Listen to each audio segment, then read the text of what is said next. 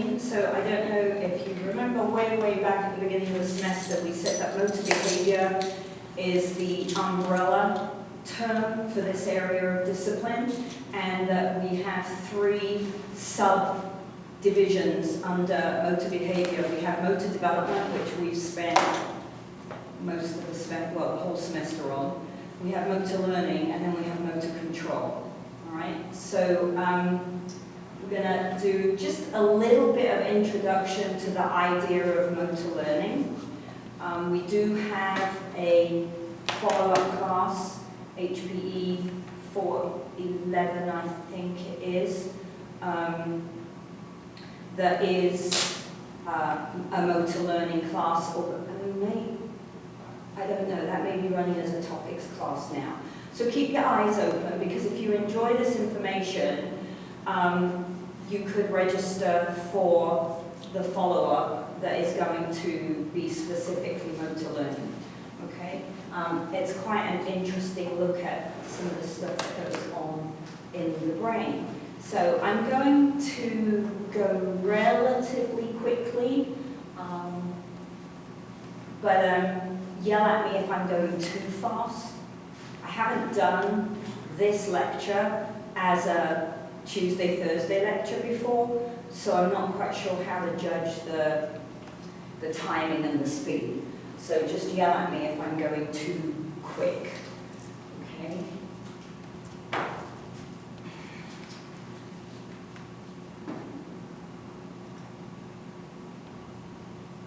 Okay, this is very dark. I hope you can read this.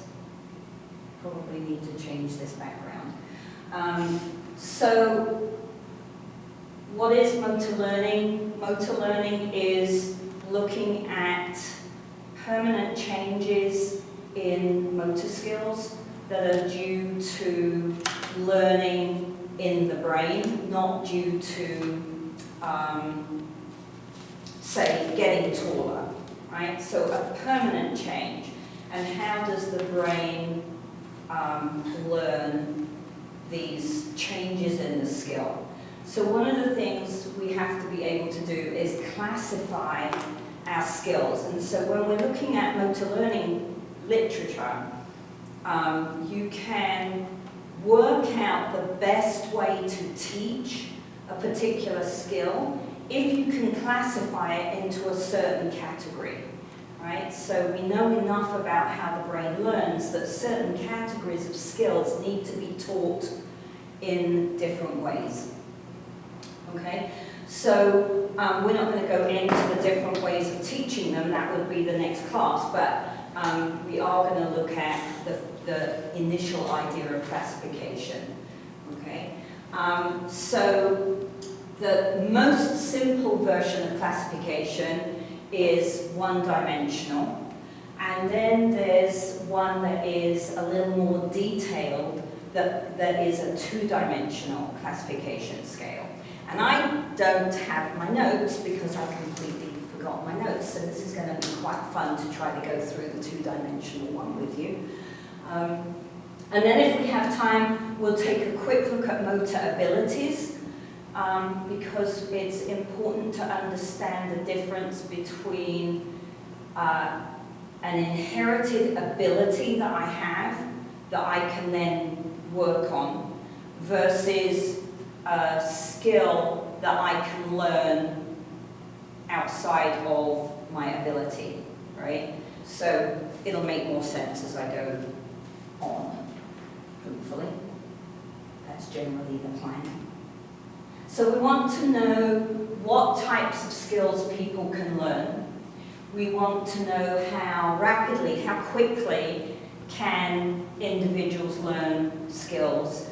And then, in particular, for us with our movement, how do they retain it, right? It's no good teaching someone how to catch a ball one week if the following week you have to teach them how to catch a ball again, right? So retention of skills becomes very important for us.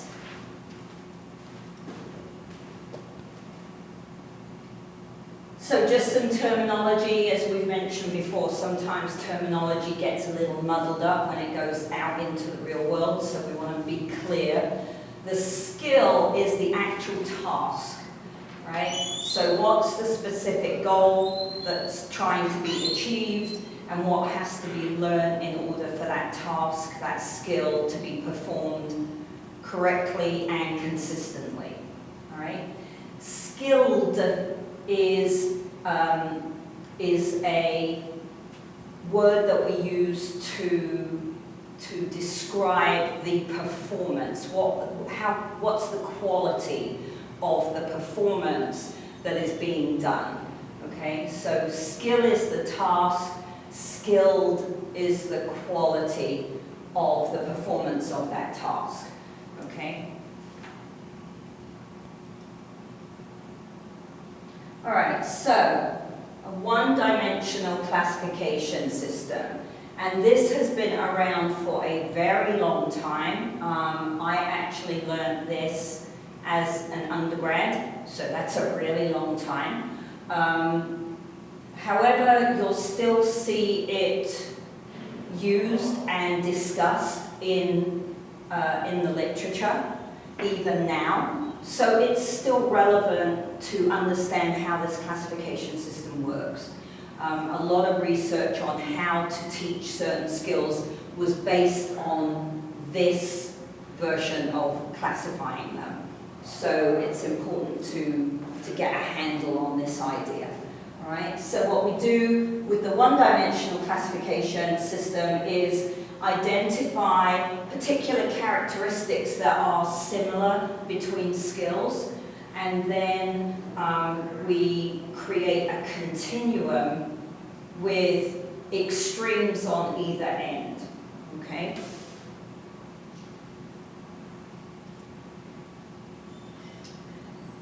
So we have three classifications that fall under this one-dimensional umbrella. The first one is with regard to the primary musculature that creates the skill. So am I using big muscles, right? Or am I using little tiny muscles, okay? So am I using the big muscles of my back and my chest and my legs, or am I using my fingers or even my toes, right? Or my eyes, right? So the size of the musculature required to complete the skill. The second classification is regarding where the action in the skill begins and finishes. So does it have a distinct starting point and or a distinct finishing point? Okay. And then the third one is about the environment that the skill is being performed in. So the third one will look very similar to how you've been viewing that environmental constraint on our triangle model. Okay? So is the environment very variable or is it very stable?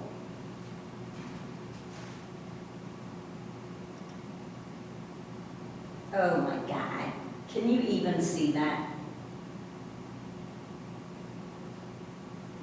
Is that coming up right? Yes, it's not as bad for me because I'm tired of using my computer. Maybe okay. It's giving you a bit of a because of the glare on your board.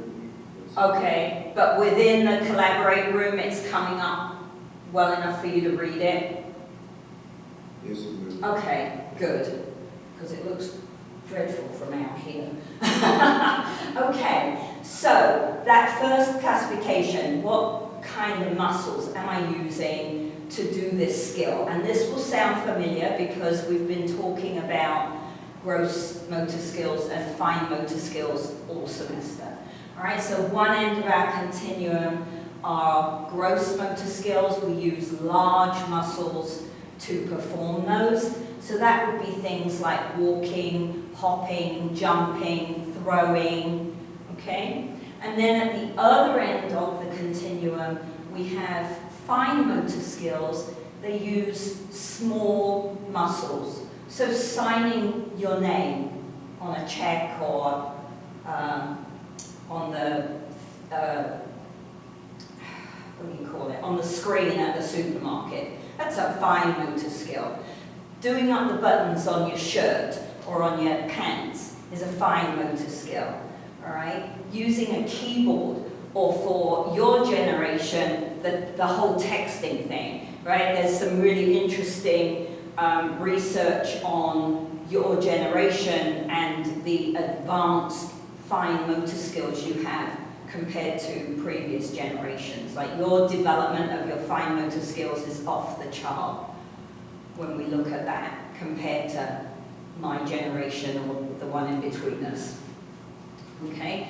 And then in the middle, we have not a named set of skills exactly, but they're skills that use both large and fine. So you're going to pick the skill and place it somewhere on this continuum, right? So things like pitching a baseball, yes, I've got to take this great big step, gross. Yes, I've got this big arm swing, gross. But when I put spin on the ball, right, that's a fine motor skill. I'm spinning the ball with my fingers. I don't spin the ball with my arm, right? So that skill has to lie somewhere on the continuum. It can't go specifically at one end or the other end, right? Archery is another one. Golf. Certain golf shots would have to lie on the continuum somewhere, not at one of the extremes.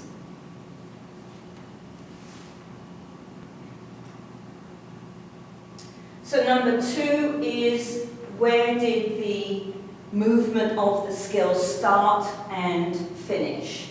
All right, so at one end we have discrete motor skills. So they've got a very specific beginning and finish. It's a single movement to complete the skill. All right, so turning a light switch on and off, okay, hitting a piano key, throwing a ball, right, is a discrete skill. I can only throw the ball once and the skill's finished. If I'm going to throw it again, that's a new trial of the skill. Does that make sense?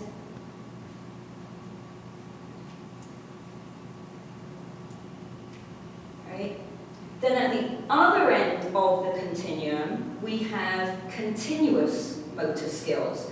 So the beginning and the finish is relatively blurred, arbitrary. The motor pattern to complete the skill is repetitive. So walking, swimming, riding a bike. Yes, of course, I have to start walking, and at some point I finish walking, but the actual walking skill, right, is repetitive, and I can keep going and going and going, right?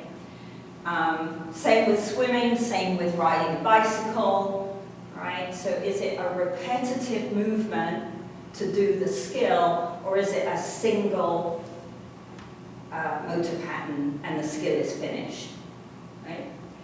Now, what's interesting about this continuum is they actually give a name to some of the skills that lie somewhere on the continuum, and they call them serial motor skills. So a serial motor skill would be a series of discrete motor skills linked together, right? So hitting the piano key is a discrete skill, but playing the piano is a serial skill, right? Because it's not continuous because I'm not hitting the same key all the time, right? I'm doing different skills to put together to make a piece of music, all right? Typing would be considered a serial skill.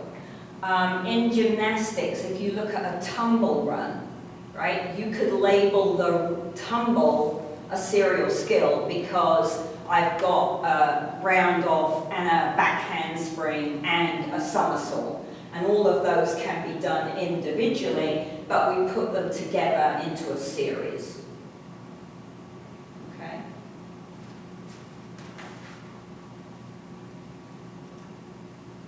And then our third one is to do with the environment. What is going on in the environment that I'm doing the skill in, okay? So we have open motor skills where there's a lot of movement in the environment. So that movement could be the surface, it could be an object that's moving, or it could be other people in the immediate environment, okay? So driving a car can be open, right? Sometimes here in New Mexico it's not open because you can drive for an hour and not see another car, right? But if you're driving in town and there are pedestrians and there are other cars and there are traffic lights, right? Then that's a much more open skill. Catching a ball is an open skill, right?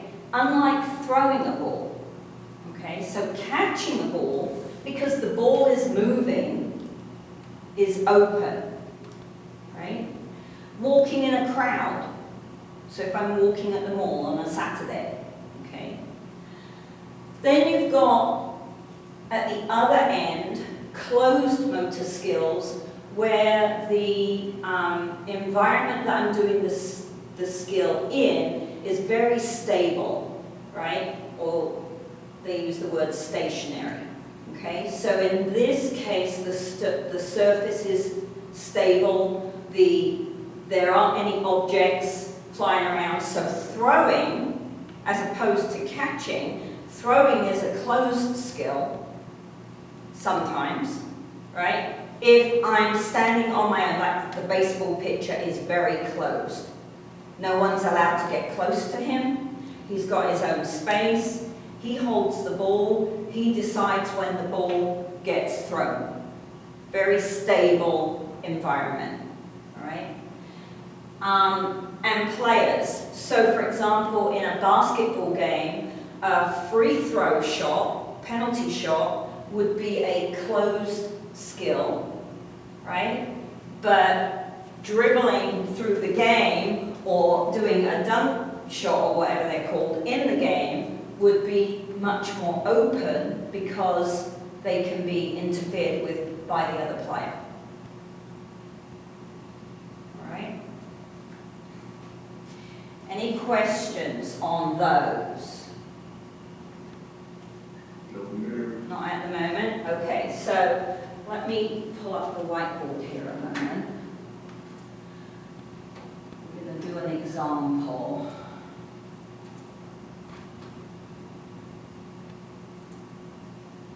So what we have to understand is that when we classify the skill, it doesn't have to be classified only in one of those continuums, right? I can classify the same skill using all three continuums and link them together, okay?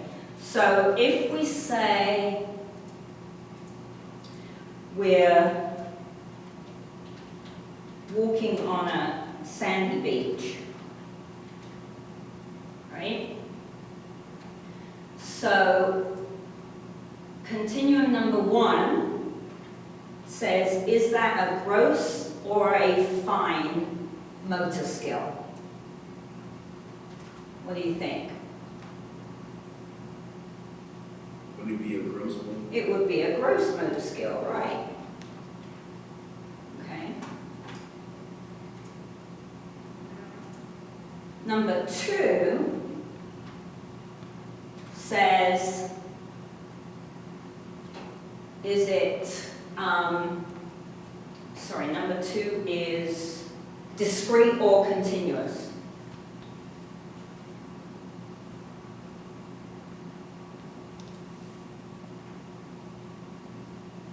Number 2, did you write something down? I can't see it for number 2.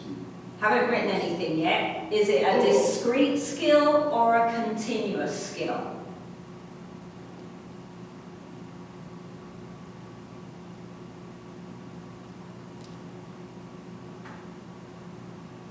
What do you think? Is walking repetitive or is walking a single skill? Continue. Continuous, yeah, good.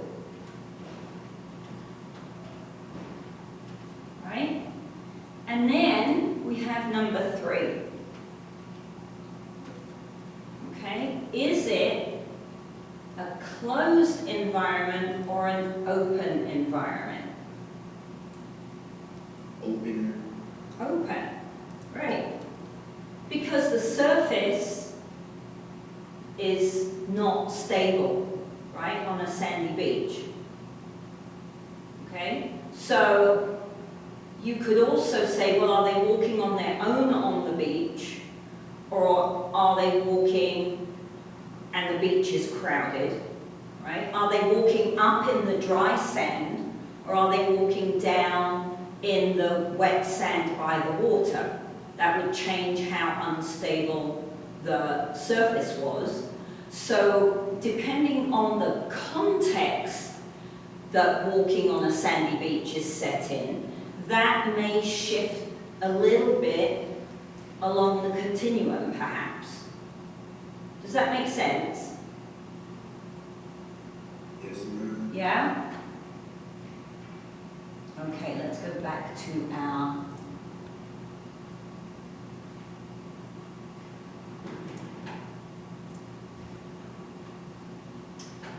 you know what we're going to need here. We are going to need, let me pull that up, and then I'm just going to try and find should be a document on here. There we go, that's what I need.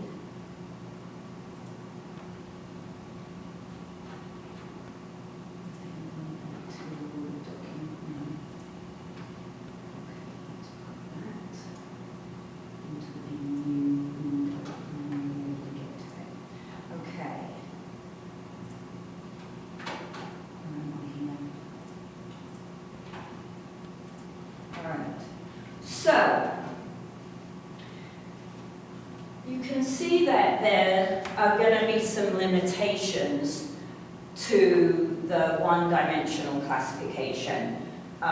You know, there are certain skills you go, well, it isn't either end. You know, there's this mushy grey area in the middle, and how far along the continuum do I put it, and does this impact how I train it and teach it, right?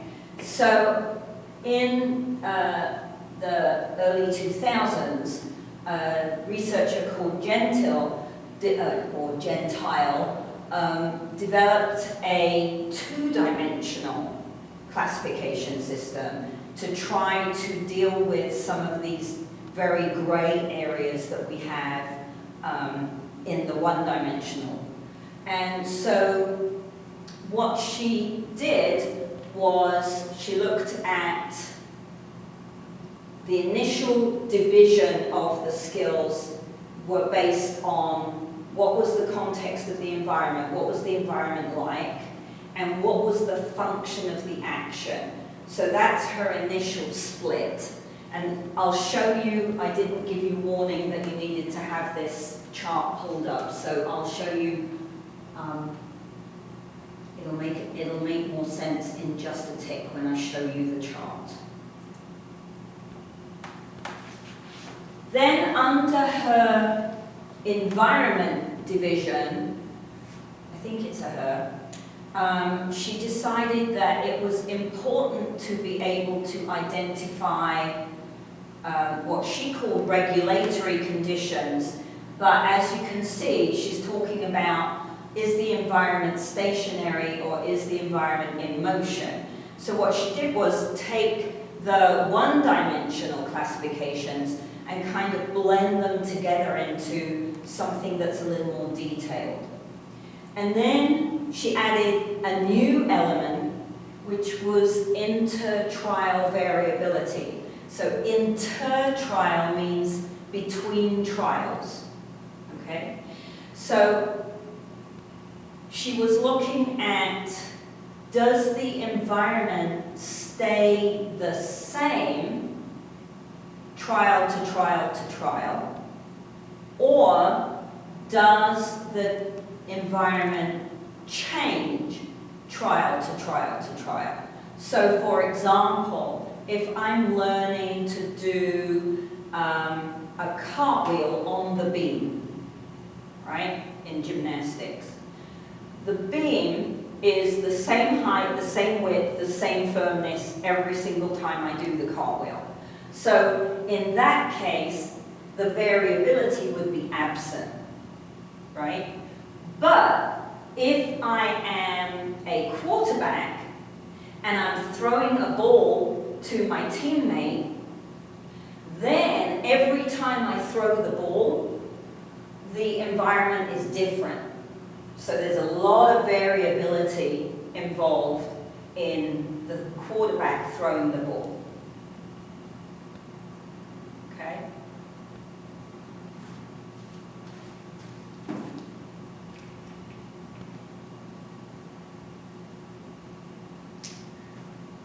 So then on her other piece of her initial split, function of the action, which I never understood really why she called it that, but it's easy once you get to the next layer. She again does a division into two. The first idea is the body stationary or is the body moving, right? So is the body stable or is there transport? And then the other piece of the pie is object manipulation. So is there object manipulation involved or not? Very simple division. Okay? So, let me show you what she came up with, if I can manage to do this. Let's give it a go. Share a screen. Not this. Good. Okay. Let's see if I can make that a bit bigger for you. How can I do that?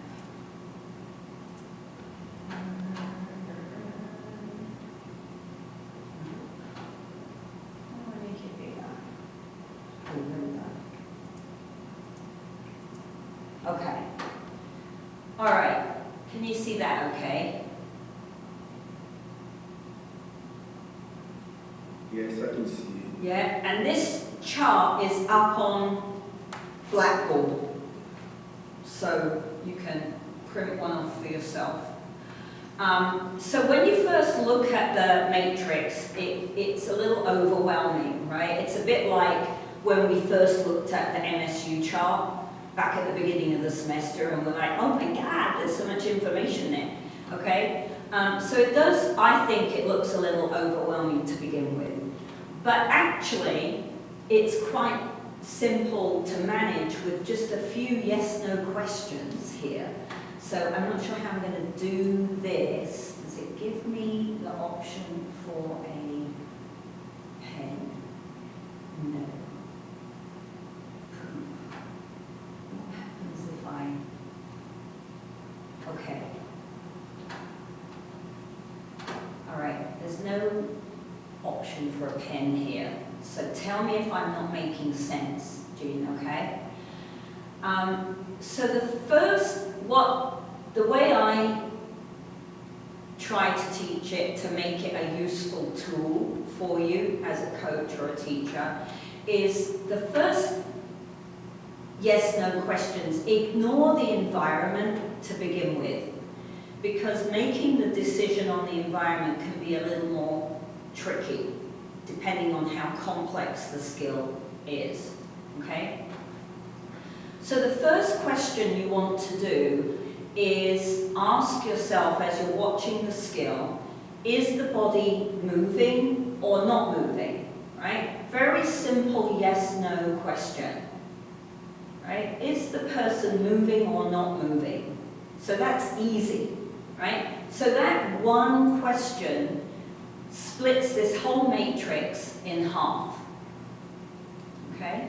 So let's say we're looking at a tee shot in a golf game, right? So we're going to say the person is standing still, right? So we can ignore these two columns on the right here completely, right? They're not relevant to this skill. So now we have two columns to deal with. The next yes/no question, is there manipulation of an object? Yes or no? Well, yes, because he's holding a golf club and he's hitting a ball. So we do have object manipulation. So just with two questions, we've gone from 4 columns to 1 column. All right? Now we have to look at the environment. Okay? So the first thing we want to know is, is the environment very stable, or is the environment in motion? Okay? So, as you can see, it gets a little bit trickier, because if it's a hot, warm day and the wind isn't blowing, you could argue the environment is quite stable, right? If it's a very windy day or it's raining, you could argue that the environment is in motion, that it's variable, all right?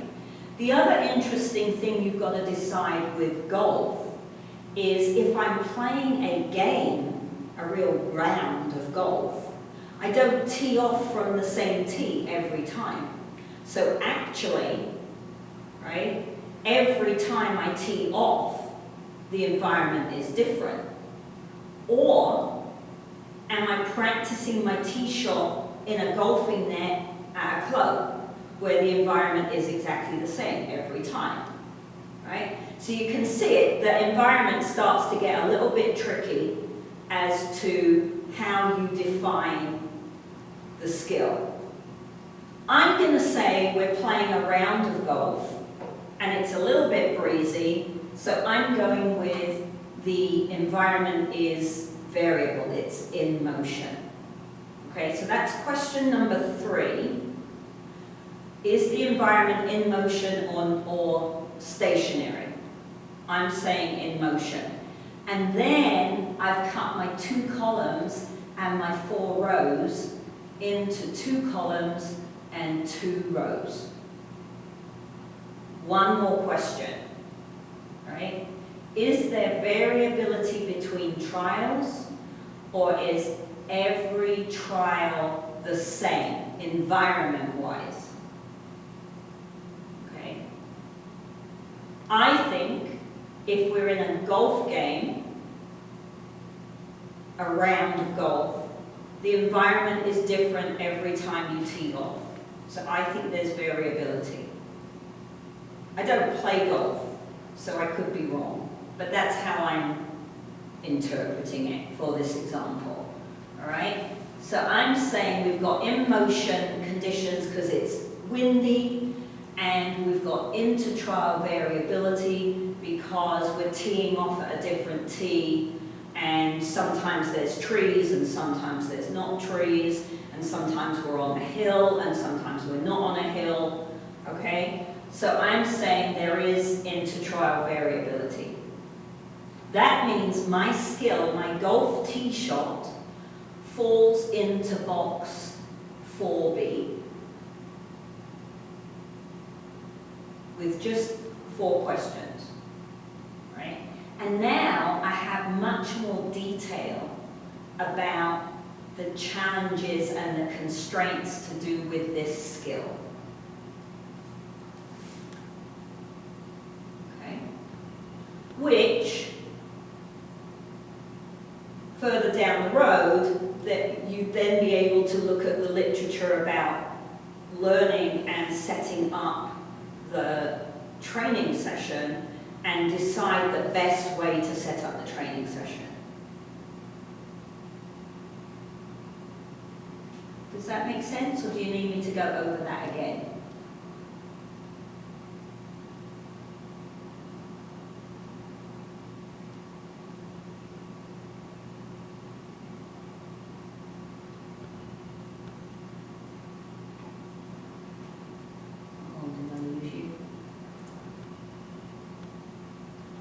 Is that okay, Jean?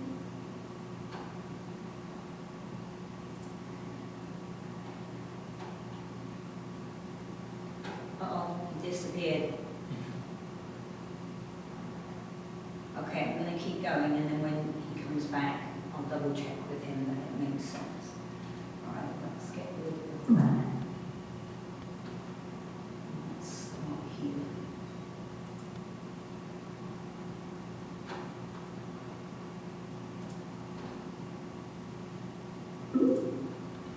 Haha, you're back.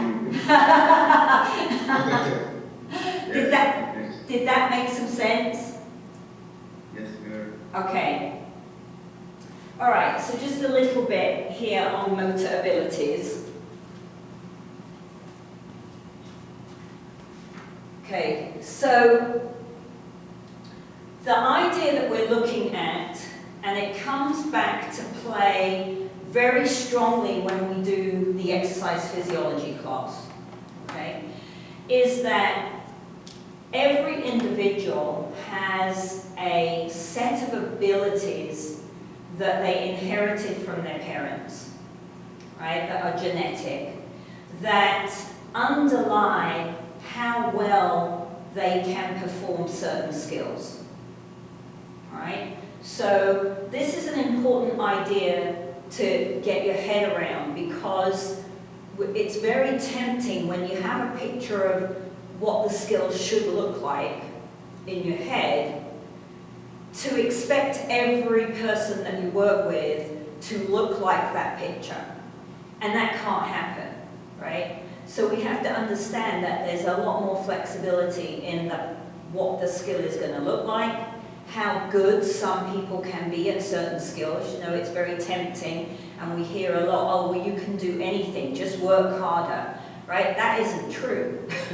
I can only do the best I can do with what I've been given, right?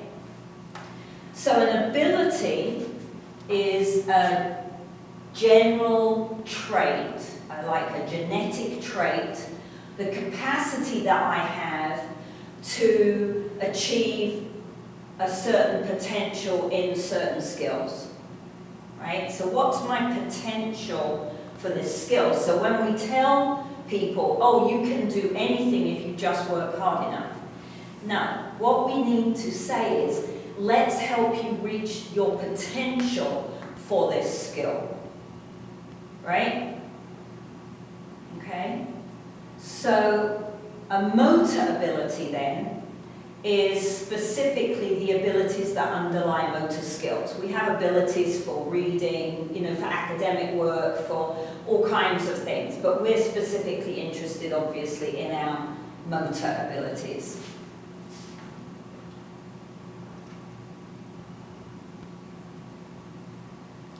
And then as the coach or the teacher, we have to take these abilities, go back to our triangle, our constraints model. My ability sits under my individual constraints, right?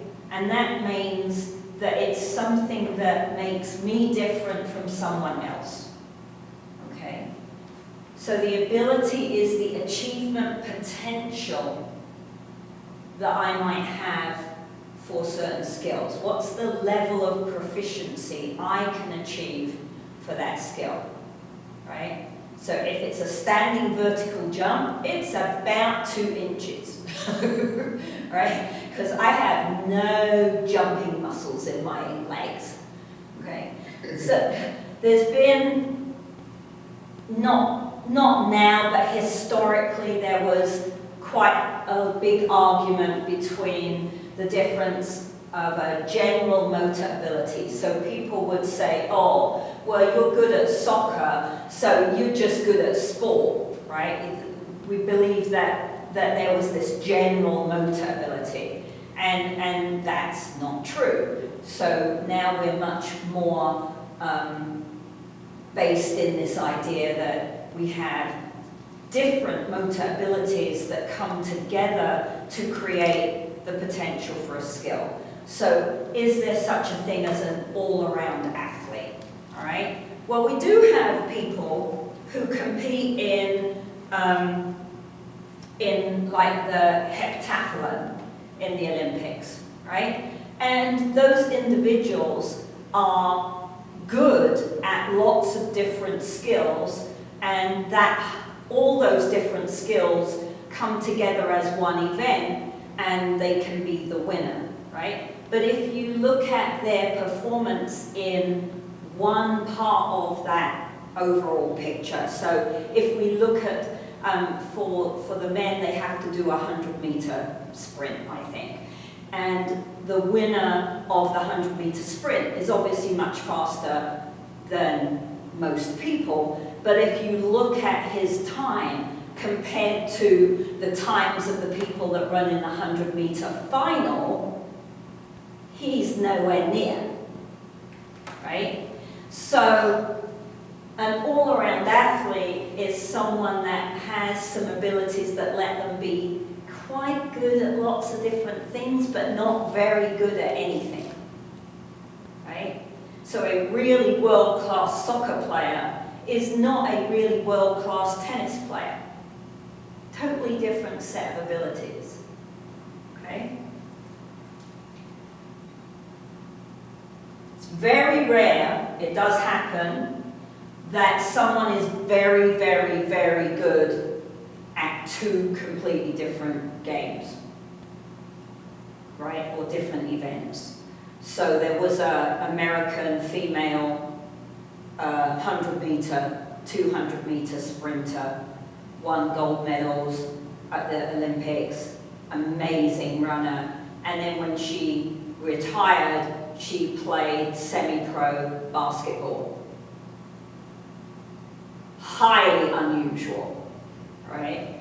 But very, very talented, huge amounts of ability. So when we try to identify these motor abilities, there's not been this work, as you can see, Dr. Fleischmann worked on this idea for his career. No one really picked it up and ran with it after that, so I wouldn't say that it's ever been completely finished. He divided motor skills up into either perceptual motor or physical proficiency abilities. But he didn't look at balance. He didn't look at visual acuity and tracking, which is hugely important in games like baseball and softball and cricket. He didn't look at eye-hand-foot coordination.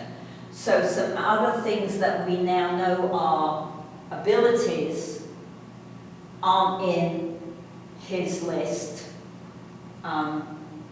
because he stopped before he looked at these. But we know that for example, if you look at basketball, what is it called when you throw for a goal in the game?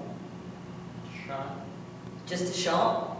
So if you look at those numbers, the people with the highest shot success have much better visual acuity than normal. Sorry? Shot, field goal. Like field goal percentage. Okay, yes, yeah.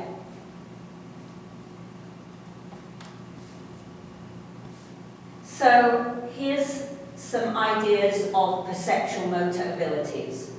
Coordination, finger dexterity, right? So your fine motor movements of your fingers. Reaction time is an interesting one because, again, you hear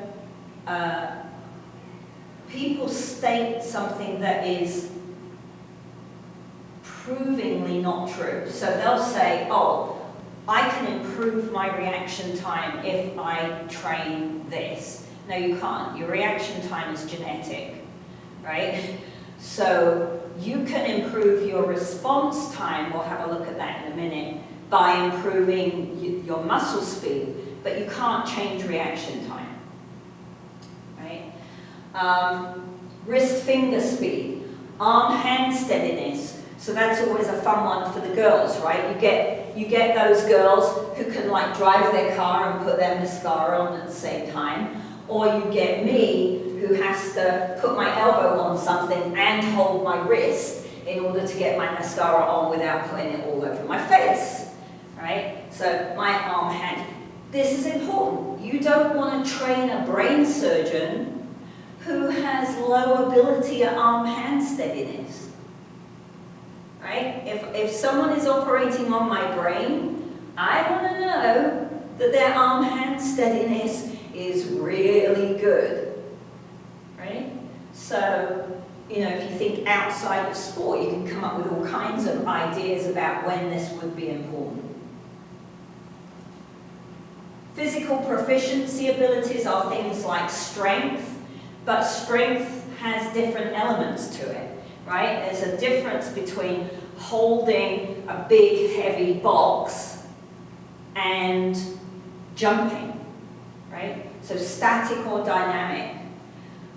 Flexibility to some extent, all right? Gross body coordination. Stamina. So how aerobically fit can I be is somewhat determined by my genetics. Okay?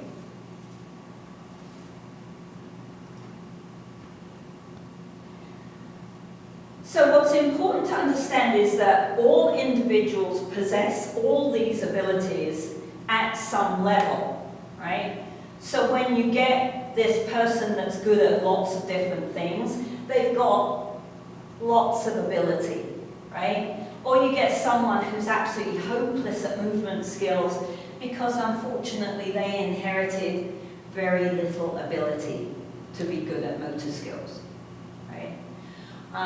So that means I can quantify it, and if I can quantify it, I can use it as a predictive tool, right? I can measure someone, and based on the numbers that I get, I can say, oh, this person would be really great at a 200-meter sprint, but they're going to be really, really bad at a 10,000 meters, right? And I can also use these numbers to evaluate performance. I don't like that version of using them as much because I'm not a big, outcome person. I'm much more interested in the process of the skill, but that's a personal preference.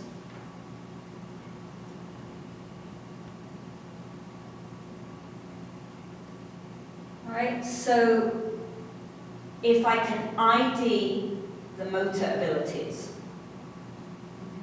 of a child, and that child is having difficulty with a certain type of motor skill, I can maybe identify why they're having trouble with that particular skill, and then I can either work on the motor ability specifically to improve it to its potential, right?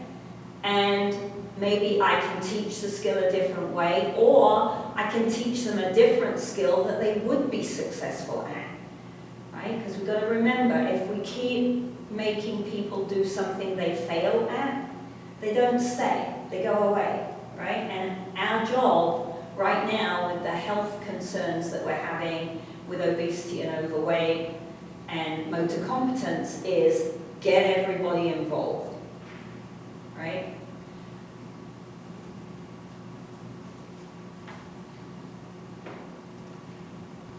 So this is just an example. If you take a tennis serve and you look at what has to happen for a tennis serve to occur, so like a skill analysis, right? So I've got to be able to grip the racket. I've got to be able to hold my stance, or nowadays I've got to be able to jump and time the racket and the jump, right? I've got to have a ball toss. I've got to make ball contact, follow through. I can take the abilities. I've got to have multi-limb coordination because my legs and my arms do something different, and my left arm and my right arm do something different, right? I've got to have static strength to be able to hold the racket tight throughout the whole skill. Because if the racket is twisting around in my hand, when I make contact, the ball doesn't go anywhere, right? So I can decide what it takes to achieve a good tennis serve, and then I can pick the motor abilities that I think are the most relevant to be good at that tennis serve, and I can set up little stations or little training plans to work on particular motor abilities. That should, if I do it well, enable this individual to do a better tennis serve. Okay?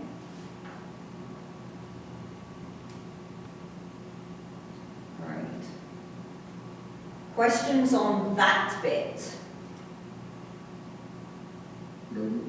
No? Interesting or boring? It's kind of interesting. All right, I don't know if I'm going to get this finished. What time is it? 25 past, okay, let's see. All right, usually, as you can see, normally I do this as a Monday, Wednesday class, not a one class.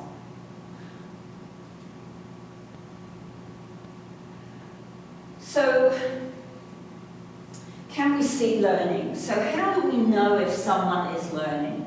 All right, it's a really important concept when you're the teacher, right? How do I know if you guys are learning or memorizing for exams, right? Well, quite often I can tell by the kinds of bonus answers, because I make my bonus questions much more geared to learning. If students are memorizing information, then they often find the bonus questions difficult to answer because they have to apply information to the question, right? You can't apply something you memorized.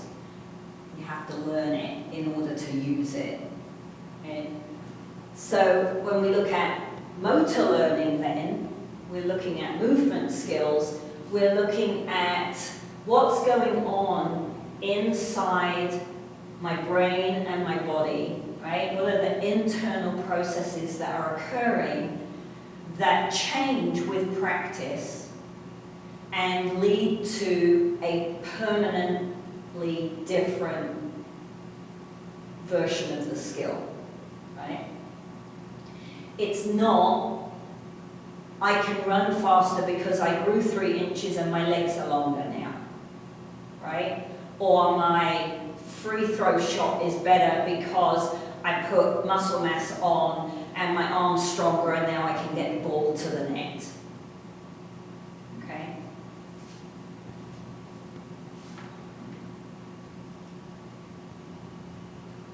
So that means then, if it's to do with what is going on internally, I can't see it, right?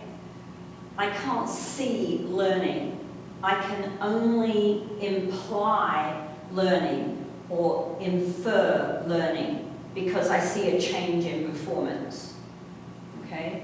So the performance is the thing I can see, but the performance isn't necessarily the learning, right? Depends whether the performance changes or not, right? I can measure performance, okay? So, as the teacher, coach, trainer, physical therapist, whoever, right?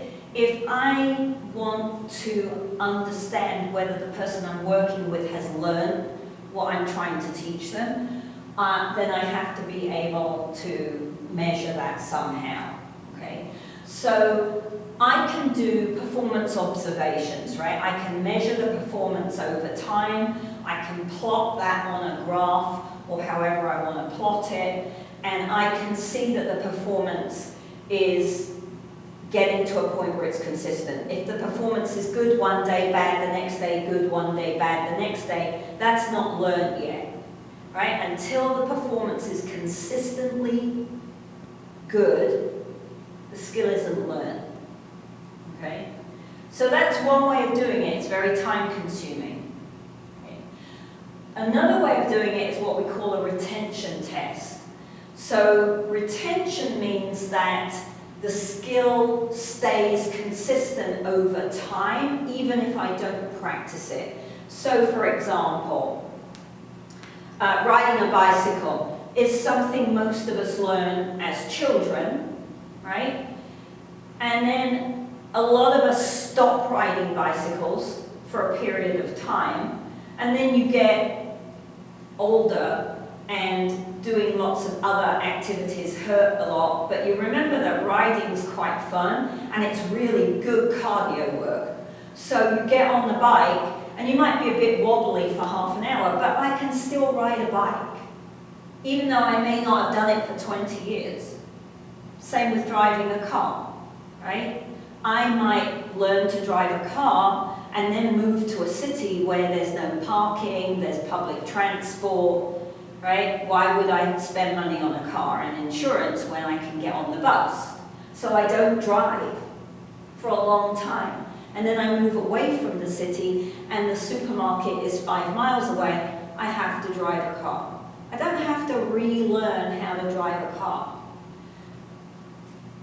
right? Retention, okay? And then the third option is a transfer test, and this one's really important in sport because a transfer test means that I can take a skill I've been practicing in one situation and put it into a different situation. So when we do drills for our athletes, particularly for team sports, right? We do drills and we practice dribbling, or we practice shooting, or we practice hand dribbling, or what, right? That's not the game. Now I have to take that skill and I have to put it into the game. What happens when I put it in the game? What happens when I stress the skill? Or if we go back to a diver, or an ice skater, or a gymnast, right? I practice this somersault over and over and over again on its own in the gym, and I can do it, but when I put it into my floor routine in a competition with everybody watching me, I land on my face, right? So, particularly with open skills, with these skills where there's movement in the environment, transfer tests are very useful, right? But having grown up in a sport where the environment was relatively stable, personally I think transfer tests are also useful for closed skills. Okay?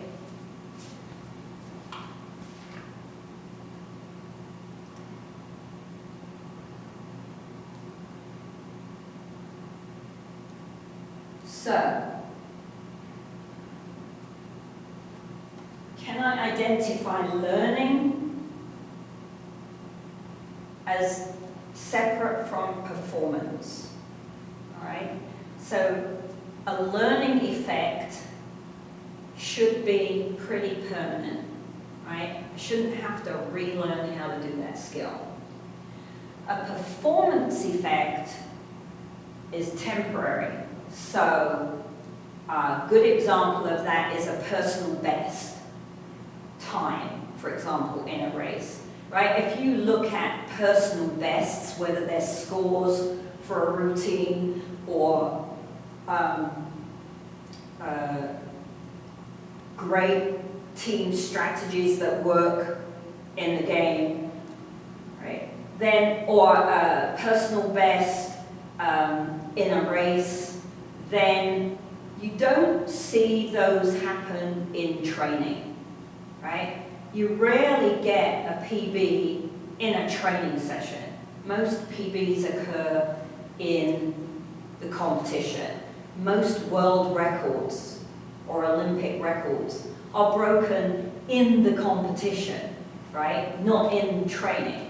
So that's because of a performance effect, right? You've got all this extra adrenaline, you've got the crowd yelling, right? It's hugely competitive. You go as hard as you can, and bingo, you get a PB. Okay?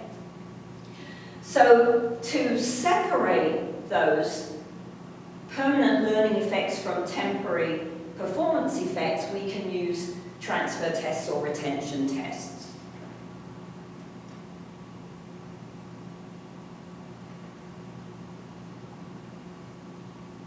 So if I do a retention test, so let's say I'm a PE teacher and we have a week where we're learning a new skill, and the skill gets better over the week.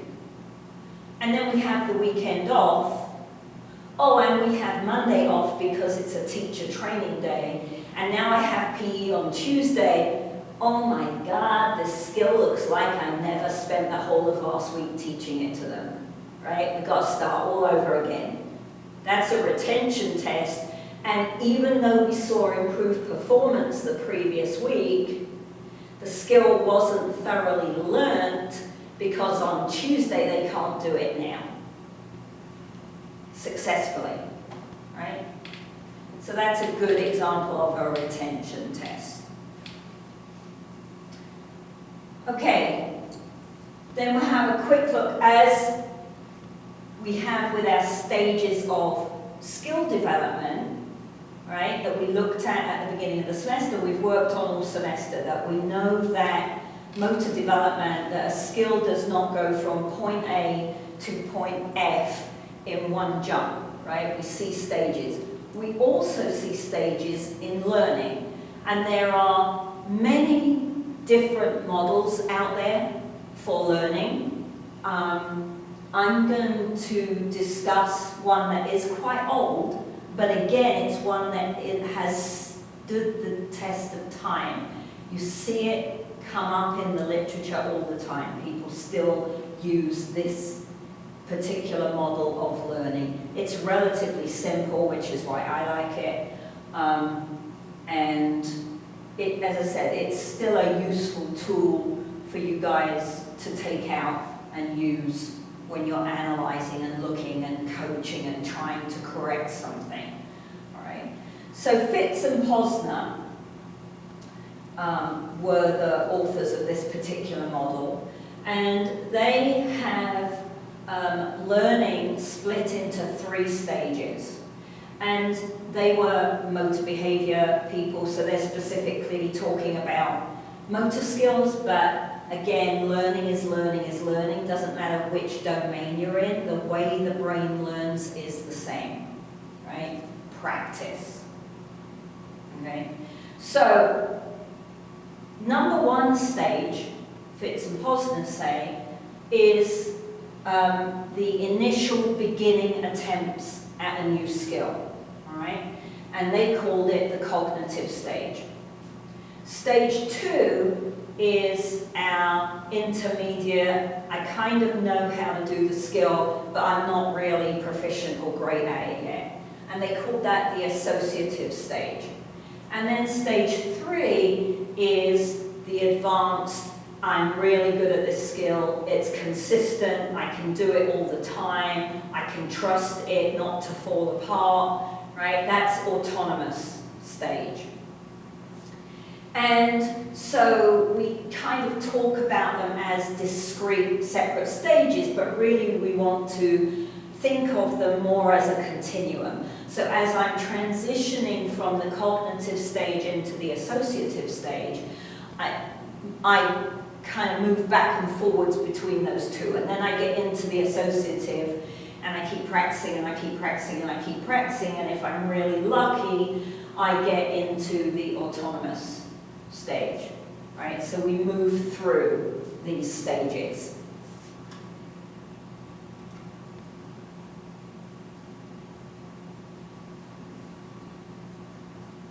Okay, so stage 1, the learner is trying to understand what the goal of the skill is. What am I meant to be doing to perform the skill?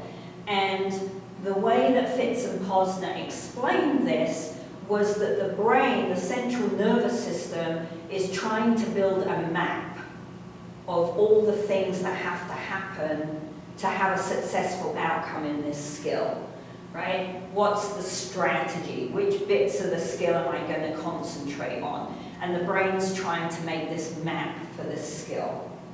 Typically, performance is very variable, not very good, or you might get one good attempt and then the next 5 attempts are dreadful. There's lots of very big errors going on with the skill.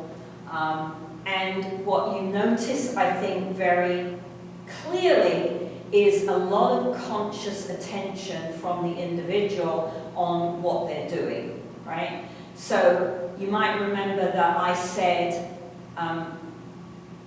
when I throw a ball, right?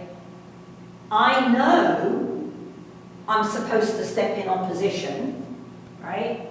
Because I know what the skill is meant to be. But if I'm not paying very close attention to what I'm doing as I throw the ball, I step ipsilateral, right? That means my throwing is kind of cognitive associative, right? It's unlikely to ever get up to the autonomous stage.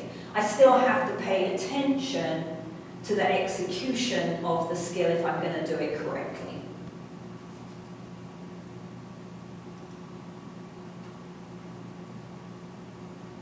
So, I'm the person in front of the class, right? I watch my people.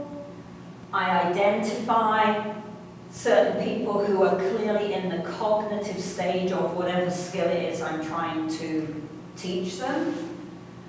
Then I have to decide how am I going to approach teaching that skill with that group of people, right? So the first thing is not to overwhelm them with information. Keep the information relatively simple and as brief as you can. I'm not doing a good job of that today because we're going to go for the whole class time. Right? Step 2. Can you give them a visual picture of what this skill looks like? So you need to be able to model it, to demonstrate it. And if you can't model it well, then you have to find someone who can, right? Or a piece of video for them to watch, so that their brain has this picture of what this skill is going to look like, okay? Step 3, obviously practice, right? They've got to start having a go at the skill and see what happens. And then, as the teacher, I need to provide feedback on what they're doing. Now, this is important in the cognitive stage. I can't give them 5 pieces of feedback, and I can't correct the little tiny errors, right? If I'm working with someone who's in the cognitive stage, I have to look at the problems and go, okay, which problem is the worst, right, for that outcome? Which is the big issue? Which is the gross error?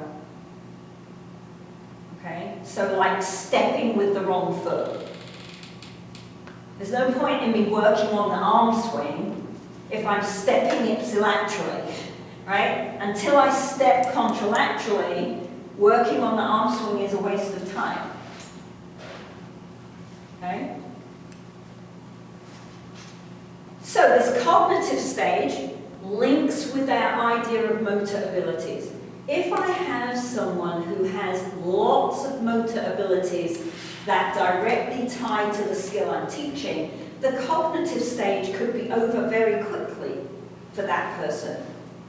Right? If I have someone who has very few abilities that relate to this skill, the cognitive stage can last weeks, months, right?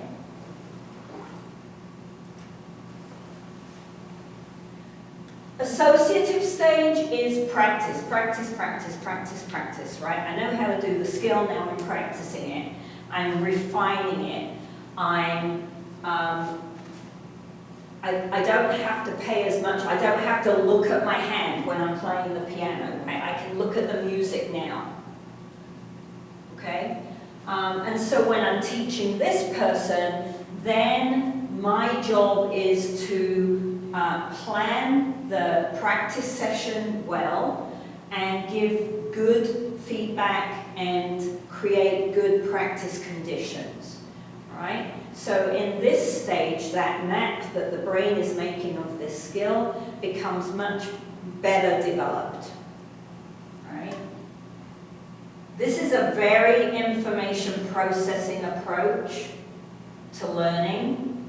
If you go back to the beginning of the semester where we said information processing and ecological theory, this model of learning is very IP, okay?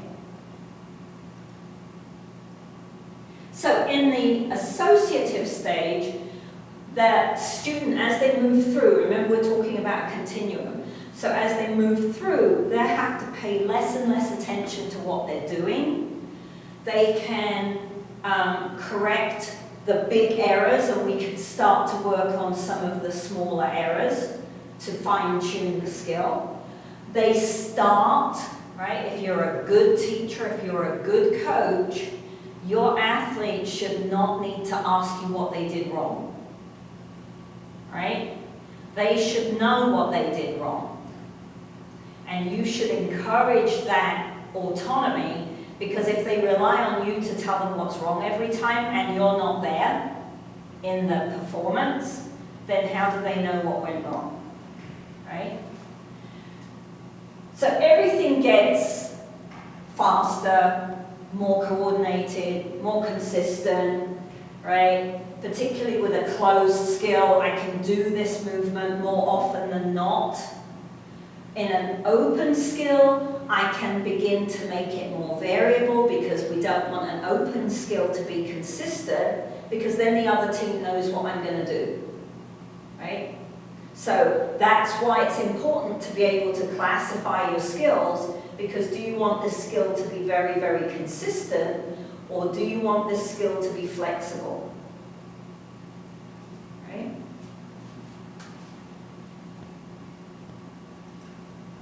Nearly there. Final stage, autonomous stage. So getting into the autonomous stage in any skill is one of the reasons why you don't have world-class champions in 2 or 3 different sports, right? Because in order to be that good at something, you basically have to dedicate all your time to that skill, right? That sport. So it takes heaps of practice to get into the autonomous stage.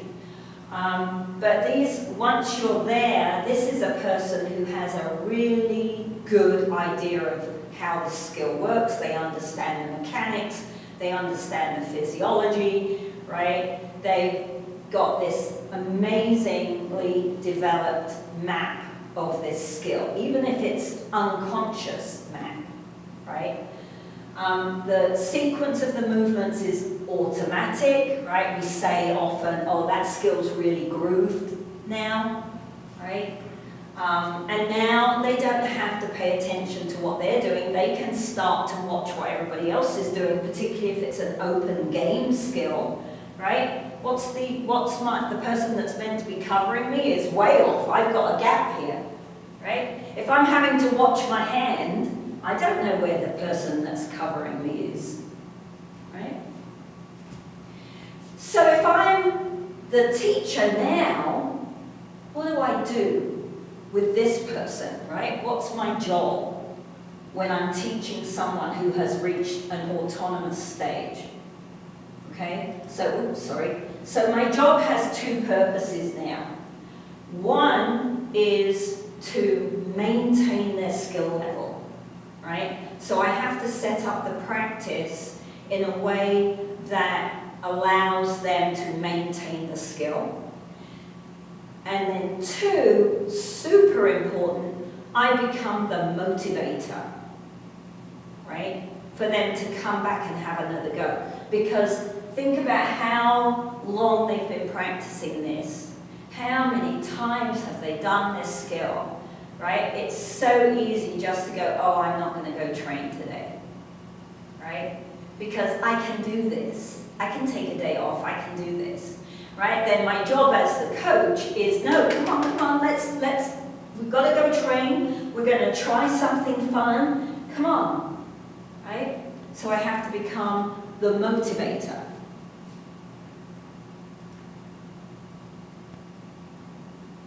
So when we look at expertise, someone who is in this autonomous stage, who's really, really, really good at this skill, okay?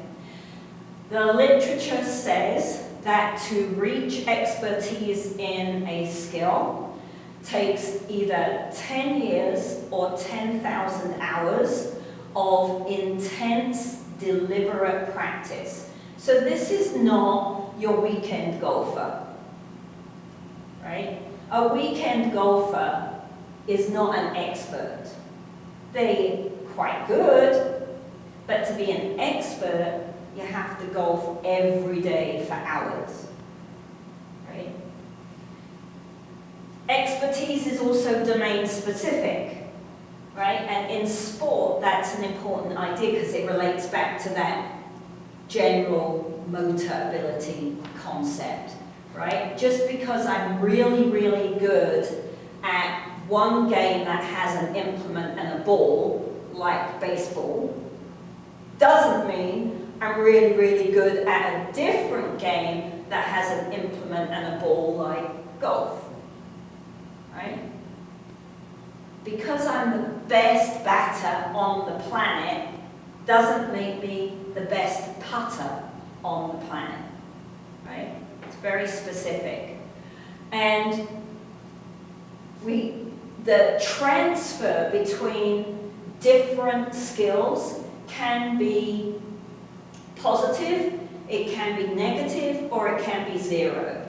All right, so positive transfer would be something like, if I'm a volleyball player, right, and to serve the volleyball, I toss the volleyball and then I smack the ball with my hand, there's going to be positive transfer to a tennis serve where I toss the ball and I throw the racket and hit the ball, right? Because there's quite a lot of similarity between those two skills, right? So I would expect some positive transfer there, okay? Negative transfer means that something I can do disrupts something I'm trying to learn, okay? So a good example of this, my partner, Brian, loves to play racquetball. Can't play racquetball right now because it's an enclosed environment, so he's playing tennis, which he also really enjoys. But it took, when he first started playing tennis, when COVID came along, he would come home so frustrated because his racquetball action to hit the ball was interfering with the swing he needs to hit a tennis ball with a tennis racket. So there was some negative transfer there. And actually, I remember when he used to play tennis a lot and play racquetball, he would complain all the time that the tennis was getting in the way. And he ended up giving up playing tennis because it was getting in the way of playing racquetball, right? It was interfering with his shot production. So we can have positive transfer. A skill I can do helps me learn another skill. We can have negative transfer. A skill I can do impedes the learning of the new skill. And we can have what they call zero transfer, which I always think is a bit silly, that there's no transfer at all between two skills. So driving a car has nothing to do with swimming in a swimming pool. Duh. I never quite get the zero transfer bit. Okay? That's my very quick run through. Just got finished in time. I hope I didn't go too fast. I know it was a lot of information. The slides are up, so I'll go back and double check that the slides are open for you. The paperwork for the two-dimensional matrix is up in the lecture notes. There's also an article that's very easy to read, that's practitioner-based. It's not research-based, so it's real easy reading, that's there to help you think about how you can use those ideas in the real world and apply them. And that's it. Have a wonderful Thanksgiving. Please stay safe. Wear a mask. Do not go and party. No party.